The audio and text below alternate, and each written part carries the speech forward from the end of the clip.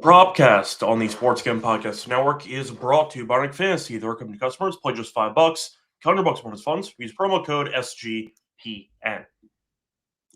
And welcome everyone to the Propcast here on the Sports Gambling Podcast Network. Currently Monday morning, December 1st.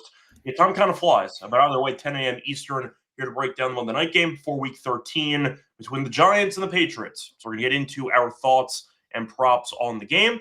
But before we get into that, introductions, joined by Adam as always. Adam, how's it going? What's up? We had a monster probably. I hope nobody here only took my sides because you'd be very disappointed. CJ Buskey was like, I only tailed you on sides. I'm like, well, you had a bad day.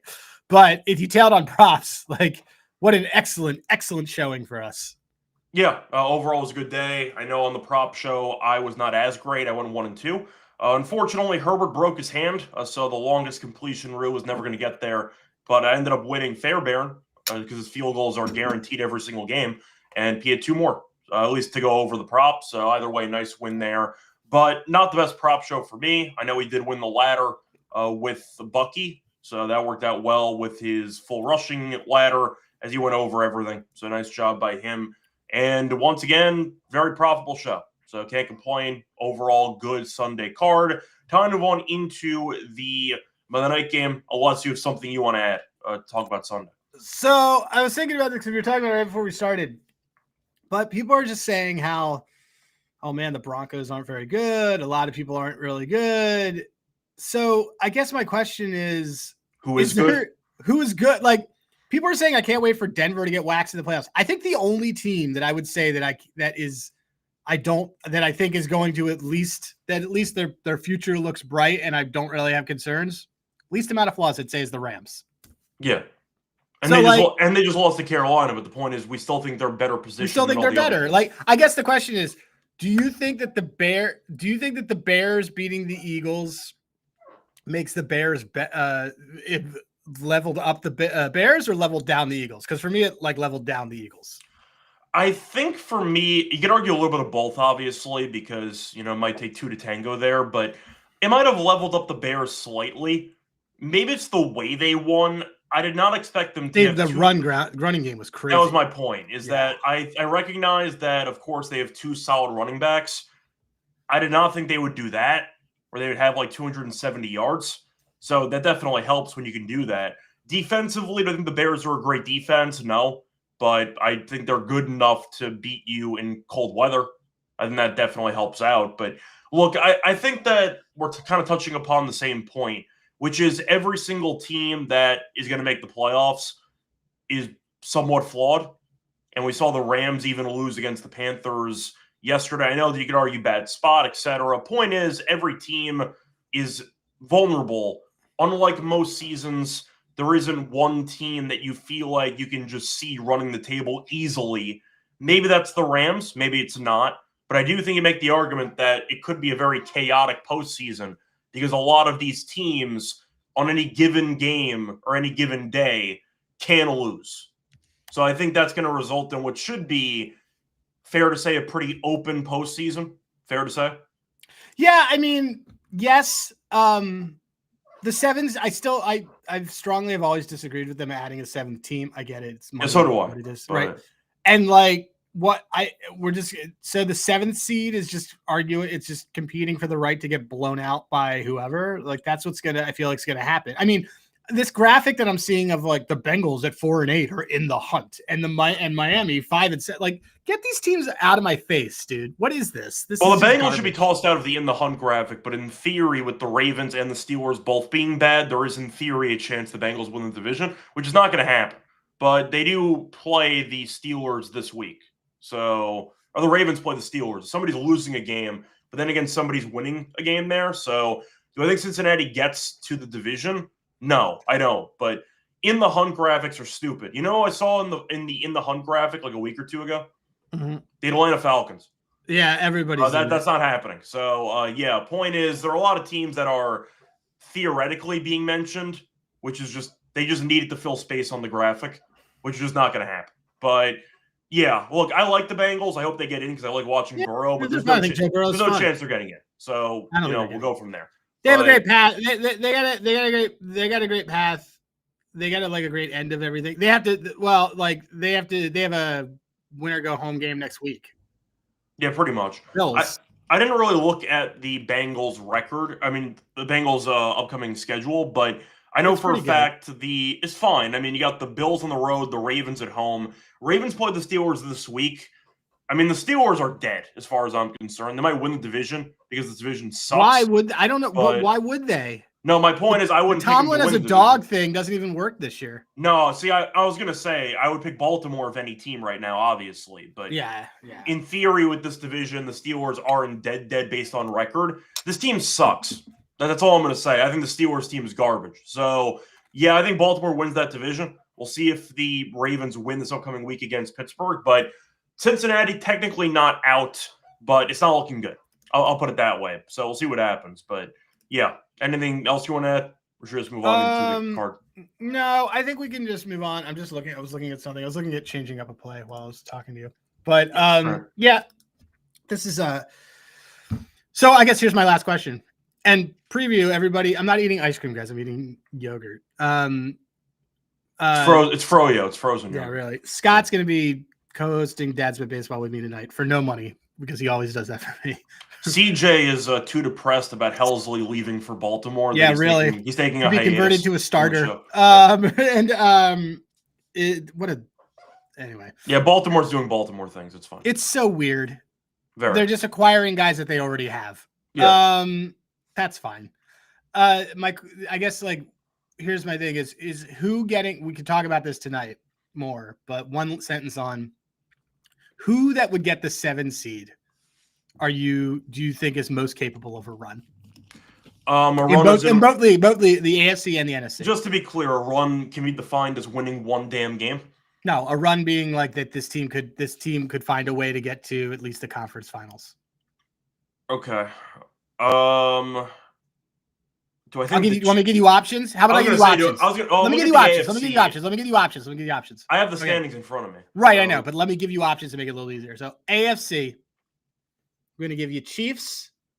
I'm going to give you Steelers. I'm going to give you Ravens. And I'll give you a Bills skid out. Well, the Bills right now are the 7 seed. Right. So but I hate that receiving core. Of those 4 teams.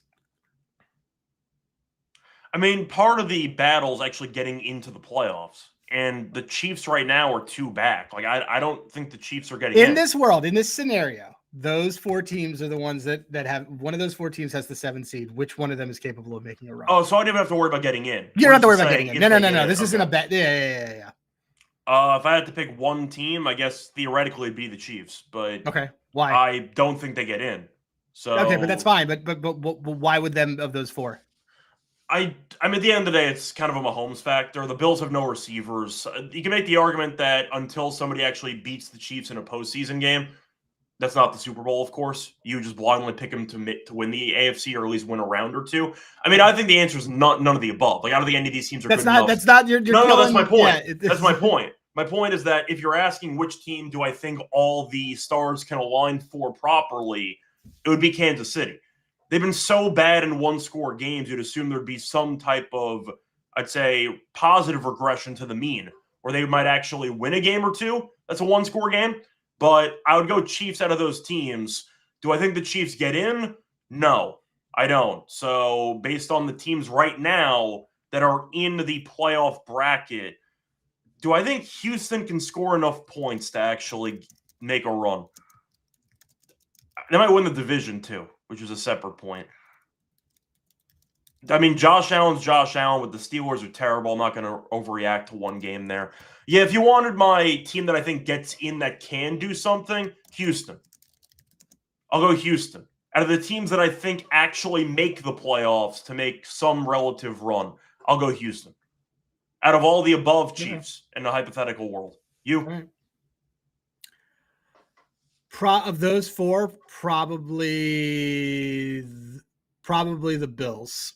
Just because I think that Allen can play at a higher level. I think the Chiefs are super checked out. I think that could be. I think Allen has the highest ceiling of all those guys, all those quarterbacks.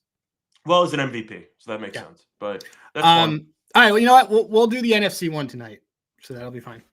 Yeah. But either way, I see a comment from Joe saying the Jags are going to win the division. Jaguars right now are only 1 game up, so I would say that Jaguars are in a good spot.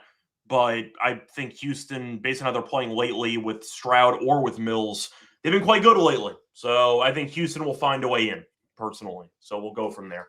But either way, before we get into any of our props for the game tonight, a reminder that we are brought to you by our actual sale in the merch store, because you can check out the SGPN merch store for a great deal on everything for the holidays, get a quarter off everything. So check out the actual promo code HOLIDAY when you actually use the merch store, and you get a nice quarter off everything in the merch store, promo code HOLIDAY. We're brought to you by Novig. So if you like getting good prices, check out Novig, the prediction market for sports, the #1 rated in America. Get some great prices. So use the platform in a bunch of states, 35 plus to be exact. Download the app. When you do so, get a nice deal. You get $50. We spend just $5 if you use the code SGPN and actually Novig promo code SGPN. We're also brought to you by Nordic Fantasy. So if you like pick 'em entry, chance to win 5,000 times your entry, pick higher or lower on player stats, different sports, mix and match your football with your basketball, with your hockey. Check it out. They have a new offer for customers. Play just $5, $100 more in funds. Use promo code SGPN at Underdog Fantasy. Welcome back, everyone, to the Propcast. Finish going through our recap of the last episode and a brief discussion of the NFL and nobody being good in the entire league. Time to move on into our actual props for the game tonight. Giants against Patriots. It was more fun when it was Coughlin against Belichick, but here we are anyway. But either way, point is you have Dart who's returning to action. So there is no famous Jameis tonight, at least based on the projected starting quarterbacks. No, it's yeah, I'll ask you, Adam, first prop for this game. Any thoughts? I thought that this is a really weird spot for the Pats, despite having an incredible schedule.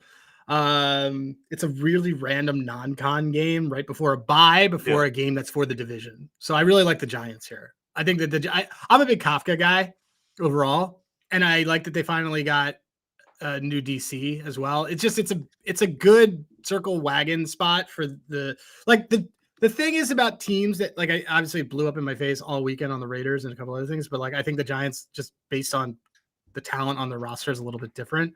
But when you get rid of your defensive coordinator and you get rid of coaches this late in the season, you clearly like are trying to put some winning culture. You're trying to save the locker room at that point too. So. Right. So I think that that's going to be a really good. I think I'm expecting a good effort from them.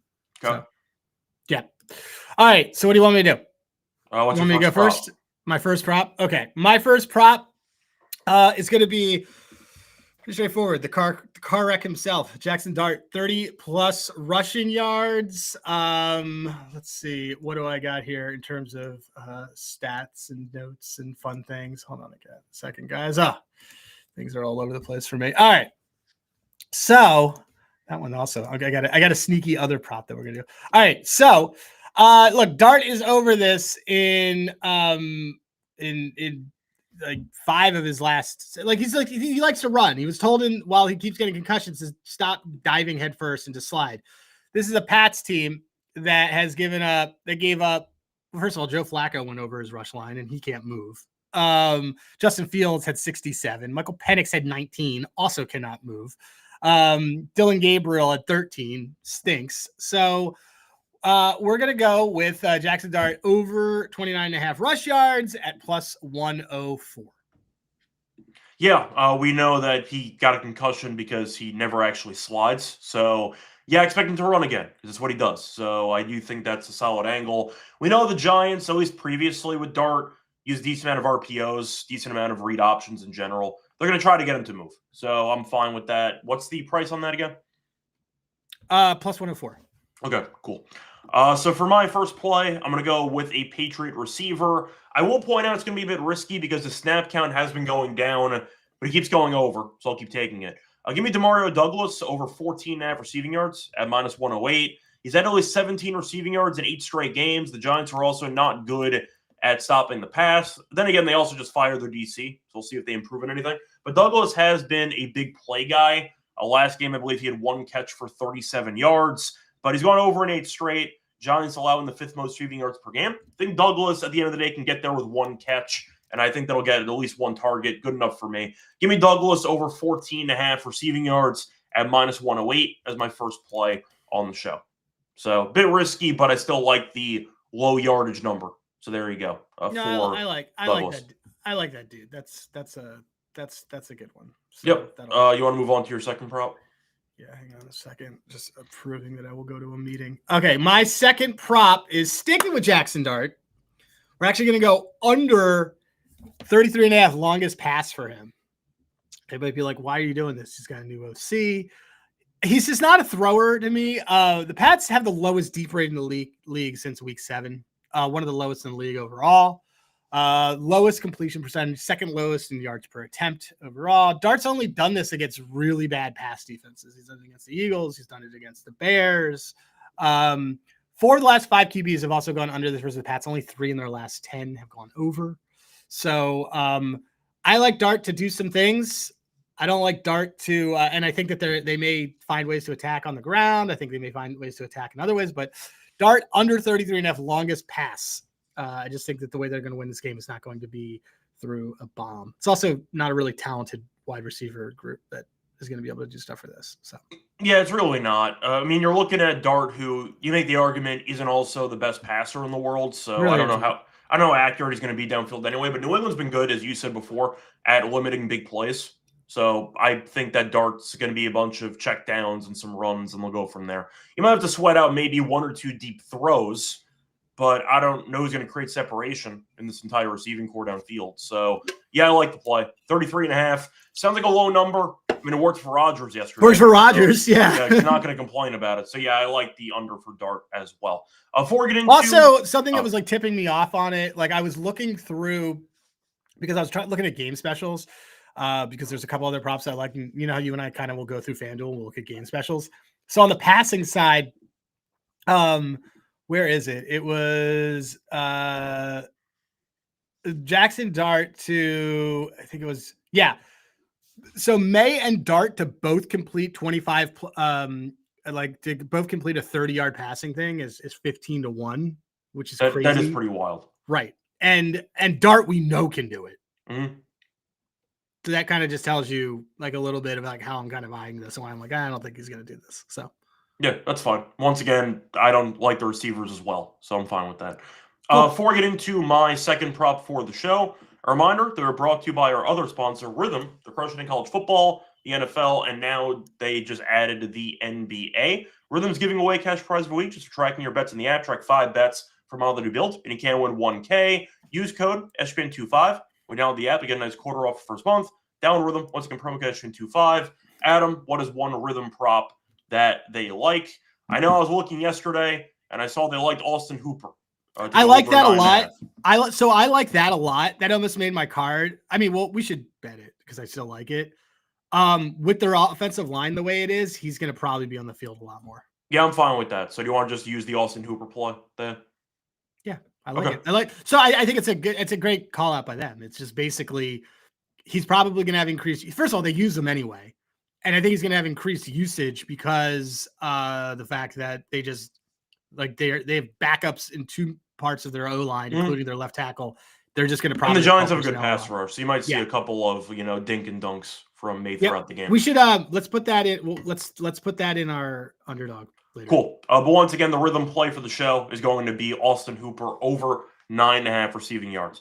Anyway, a reminder, though, if you want to check out Rhythm for yourself, use the promo code SGPN25. We download the app and get a nice quarter off first month. Download Rhythm. Once again, promo code SGPN25 for a quarter off your first month. Welcome back, everyone, to the Propcast. Finish going through our first 3 props of the show. Kind of on into my second prop. Looking at the touchdown market, I'm going to go for a pretty predictable option, but I do think New England is going to score some points against the Giants. Maybe not a ton, but I think they'll score a couple of touchdowns. Give me Travion Henderson touchdown at -110. He's been really good since he got the keys from Stevenson as the main starting running back, and I think he'll have a decent game here. Last time we saw the Giants, they got torched by Gibbs. I know they fired the D coordinator, but the point is the run defense has not been very good. I think Henderson will have a good matchup. He scored 2+ touchdowns in 2 of the last 3 games. The Giants are allowing 1.3 touchdowns per game to opposing running backs. 1.3 touchdowns per game, which is 5th most in the league. Good enough for me. Henderson has been very solid since becoming the starter. He has big playability. He's using the red zone. Checks a lot of boxes. For a touchdown favorite that's expected to score multiple touchdowns in the game, minus 110 for the starting running back, I think is a very good price for his touchdown. Good enough for me. Give me Henderson touchdown at minus 110 as my second prop. Thoughts? I think it's good. It was no, I mean he's the guy and he's the one who uses it. I'm just surprised it's that cheap. It's just it's also I mean look, there's two. I mean, look, I think it's a smart play. I think I don't know what we're gonna get totally out of this defense in the trenches, just because like that's an easy thing to fix, and it was something that they were terrible at. So I've stayed away from some of the rushing oriented things. But touchdown you can get, you don't even need a ton of yards. That's what I'm saying. You're looking at Stevenson, who maybe has a better game in theory in terms of yards per carry than Henderson, but it might not matter. If they just give him 1 or 2 red zone carries, then I'm not going to complain about it. But as long as the usage is there, I'm fine if the Giants' run defense even slightly improved. Minus 110 for a guy who's had, I believe it's been 18-plus carries in 2 straight games. I just think it's a very good deal for a team that's favored by a touchdown. So I'm just going to go for that based on the math. Give me Henderson touchdown at minus 110. I'm moving on to your final prop for the game. What do you like? Let's see. Okay. Mentioned Will Campbell's out. Yes. And that's a big deal. And this team already takes sacks as it is. Backup O-line. Give me Brian Burns sack minus 103. I can't believe that this is like this price. Pats are already 27th in adjusted sack rate. So in terms of giving them up, and Burns has just been a freaking animal this year. He didn't have any sacks against Detroit, but he had 2 against Green Bay. He's had 2 multiple times this season. This might be 5 plus 5. We should probably sprinkle on 2, right? Yeah. Yeah, probably. Okay, we're gonna do that. So we have him for the 1 sack, and then 2 is 5 to 1. That's a great price. That's a great price. You know what? Actually, maybe we'll put it in. Maybe that's the underdog. Yeah, we can get crazy with it. We can get crazy with it. I don't want a ton of liability, but yeah. Okay, cool. So you're going to go with Burns sack as your final play at minus 103. Yeah. For mine, I'm going to go to the Giants passing game, actually, in a positive way. Now, you mentioned before the Patriots don't allow a ton of big plays.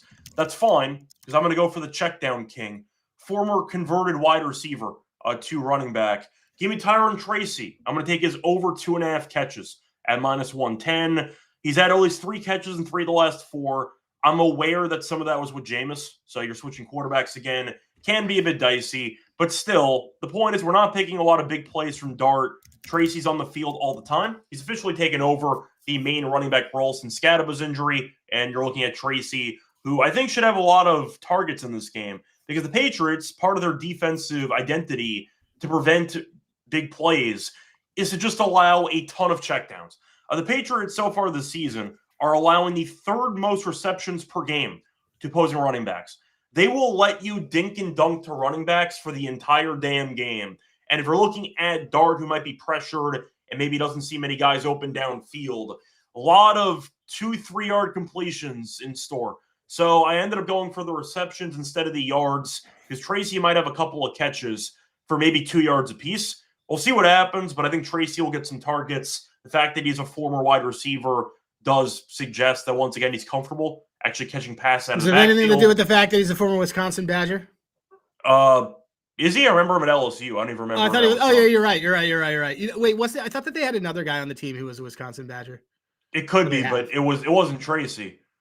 No. All right, Tracy's too athletic for Wisconsin football. There you go. They wouldn't use him. It was LSU. You're right. Once again, he can end up with 5 yards. I don't really give a damn what his yard total is. Do I think he'll catch 3 dump-off passes and probably a design screen somewhere in there for a free reception? Sure. But I think 2.5 is too low at minus 110. Give me Tracy over 2.5 catches at minus 110. Cool. So, nope, I like it. I mean, the Pats have been getting killed by running backs in the passing game. Yeah, and I mean, if you want to go to Their check down rate, their forced check down rate is mid, but it's in like the worst part of the mid. But if you look at DVOA, their defensive DVOA on running backs, it is God, Giants is terrible. It's where is it? It's not good.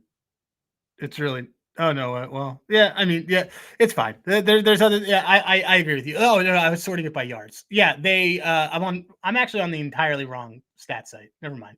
Let me look because I know that this is accurate, but they're defense versus a wide receiver DVOA. If you look at who is the worst against running backs, there you go. Yeah, New England is 22nd. They're terrible. Once again, just give me a bunch of checkdowns to Tracy and we're fine. So yeah. Pass attempts to running backs per game, they are allowing. This team's been terrible at this. Yeah, they're 5.6, and it's I mean, he's gonna get this. Okay, yeah, no, I like that. So there we go. Anyway, you have any miscellaneous stuff you want to add? Yeah, one last one that I'm gonna add. I like Stephon Diggs, 50 receiving yards. Okay. So he kind of shows up in these like primetime games. And his last two primetime games, he's had over 100 yards. The Jets, both primetime games this year, to be honest. The Jets and Buffalo. With the offensive line the way it is, he kind of plays that role in the slot. I think that you could think that that's something that Dart could end up doing. And if you look at the types of receivers that have just frankly murdered this Giants team, it's you go through. So it's Amon-Ra had 149, and that's completely middle of the field stuff. Christian Watson, obviously a little bit more extended. Christian Watson does the middle, but Romeo Doubs, completely in the middle of the field type of stuff. Luther Burden, completely in the middle of the field type of stuff. Devonta Smith works out of the slot. So a lot of these guys. The key word is that slot. It's the slot receivers that are killing this defense. Well, it's not always slot because Romeo Doubs doesn't always play in the slot. No, but I'm saying it seems like there is. It's guys who like to do a lot of their damage in post routes and in middle of the field. Yeah, that's kind of where you're going. Right, and so so for that, like that's why I kind of like Diggs here. Plus, dude, 2 primetime games and this year he's got over 100 yards. Yeah, it's pretty bomb. Yeah, and you said it was 50. Yeah. Yeah, so good number. I can get behind that. Should we? That could be our ladder. Well, do you want that to be our? You want that to be our ladder? Or do you want to just make our ladder Brian Burns taking advantage of a busted O line? I'm fine with either way. I mean, the victory lap on a sack ladder would be tremendous, but let's do that. Let's do that. That'll be a lot more fun. Yeah, that's fine. So that'll be our ladder is Burns sacks. Yeah, well, hold on. We'll repeat the segment when we get to the ladder segment. Yes, that's fine. That way it's cut. Other than our one yesterday, which is just us saying, yeah, how far you want to do? Let's go 40, 50, 60. All right, cool. Bucky Irving. And that was it. That works. So I didn't need much convincing because I liked the matchup for Bucky anyway yesterday. So yeah, I thought it was great. I'm good with this, but I already did the ad read. So you want to just move on to best bets? Yeah, best bet for me is going to be just Brian Burns sack. Okay. That was minus 103, correct? Yes, it is. Okay. So for my best bet, it's either going to be Henderson or Tracy. I'll go Tracy over 2.5 catches. I kind of think it's game script proof unless the Giants blow them out, which I don't see happening. But I think you're looking at the Patriots who their defense is just straight up designed to allow running backs to catch a bunch of 3-yard passes. That's their entire defensive strategy. They'll sacrifice running back activity in the passing game to eliminate other actual wide receivers. I know that most of his numbers came when Winston was in the game, and I get that Dart's not nearly as good of a passer as Winston. But still, I think the offensive line could be problematic at times. I think Tracy's a good receiver out of the backfield. I think 2.5 catches is basically nothing for a team that may or may not get blown out. We'll see. I know you think the Giants keep the game close. Couple of scripts there that I do think can work out to Tracy's benefit in the passing game. Give me Tracy over 2.5 catches of minus 110 as my best bet.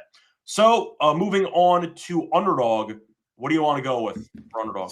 So underdog, let's take a nod from Rhythm. Okay. And yeah, you like that too, right? Yeah. I was trying to bet a lot. My apps are all messed up because my ESPN bet one, RIP, is now the score. It automatically changed. then we should take a moment. We should talk in front of all the people about our show schedule this Fun week. joke, by the way. Do you What's want to guess my exact balance that I currently have in my ESPN account? It's mostly first TDs, so I'm assuming it's about $3,000. Oh, no. Oh, what is I took some out. I was saying, as of right now, my active balance to end the ESPN bet era, $420. Oh, nice. There you go. Mine is $3,500. No, I took some out, so there you go. I mean, we're gonna have a. I just meant the remaining balance I had on my account was $420. So it was nice knowing ESPN. It's the same book. You just changed sponsors. It's fun. So well, yeah. That's the thing. It never was ESPN. No, people are just idiots. Okay, so Austin Hooper. Yeah. Rhythm play higher, 10.5 passing yards. Or receiving yards, but yeah. Receiving yards, yeah. What else did you like? Well, I was going to ask if you wanted to recycle my plays. You wanted to go for something else. I had mentioned one earlier. Now I can't remember what it was. As you know, since it wasn't my best bet, you want to do Henderson touchdown? No. No? Okay. No. That's fine. But there was another. I feel like there was another one that we. You wanted Diggs? Could. Okay. Do you want to do the? Well, do you like that Burns sack? Yeah, I'm fine with it. Okay. Wait. Do you want to do? I mean, we're laddering the sack, so I'm gonna be reverse correlation. And do you want to do a dart INT? Do you think he throws one? Or a May INT? Like they both. May INT has been pretty common. I'm fine with that. Okay. Yeah, I could. Okay, so, this is juicy. Okay, yeah, let's do this. This is way better than what this is great. Austin Hooper higher 10.5 receiving yards. Brian Burns to get a sack. Drake May higher 0.5 INTs thrown. 6.81, and then I put a boost on it to make it 9.13. Nice. So $50 wins us allegedly $456.50. Cool. And just to recap once again, the ladder, what is going to be the ladder for the show? The ladder for the show is going to be Brian Burns sacks. 1 sack is -103. 2 sacks is +519. And what is going to be your 3 plays for the show? My 3 plays for the show are going to be Jackson Dart under 33.5 longest pass completion, Brian Burns sack, Jackson Dart 30+ rushing yards, and another bonus play of Stephon Diggs 50+ receiving yards. And my 3 plays are going to be Demario Douglas over 14.5 receiving yards at -108, Henderson touchdown at -110, and Tracy over 2.5 catches at -110. Anyway, that is going to wrap it up for our picks for the show. Adam, you wanted to mention our schedule for the upcoming week because we're going to be in a different state for your birthday. So what's the updated schedule? The updated schedule. The updated schedule. Okay, so regular show Thursday. Actually, our schedule's the same. For the record, my flight is Thursday night, so I'm fine. Mine is too. Regular, Mine is too. Wait, what time do you get in? I want to say I get in at like 8 o'clock, I think. Okay, so do I. So I'll just meet you at the airport. Okay. I might be wrong, but I think it's around there. I'll just wait for you. Well, if it works, I'll just wait for you, and like one car can drop you off. We'll figure it out. But we'll figure it out. Point is, though, we will be available Thursday morning for a show. Yeah, Thursday morning will be available for a show, and then I guess we'll do the other one Friday. Yeah, we're probably not going to do it that early, like normal, but we'll do it. No, because we have all day. I was going to say we'll do it on Friday. We got a MAC championship to cheer on, man. Yeah, that's a night activity or Vegas afternoon activity. So yeah, we'll figure it out. It'll be good. Yeah. Cool. So basically, the schedule's the same, but there's going to be different backgrounds. That's basically how it's going. But either way, a reminder that we'll be back for the, of course, we'll be back for week 14. We'll also be back for the midweek hockey NBA show, which has been cooking. The hockey one's been just been cooking. Yeah, it's been very, very good. But either way, until next time, you can find me on Twitter at Radio. Find him on Twitter at Rosenberg. And until next time, good luck to all of you and all of your bets. Check out Adam's show later today. Dad's Bet Baseball and Football. I'll be co-hosting that show as well. Congrats to CJ. You officially lost Helsley. Anyway, until next time, once again, good luck to all of you and all of your bets. Bye.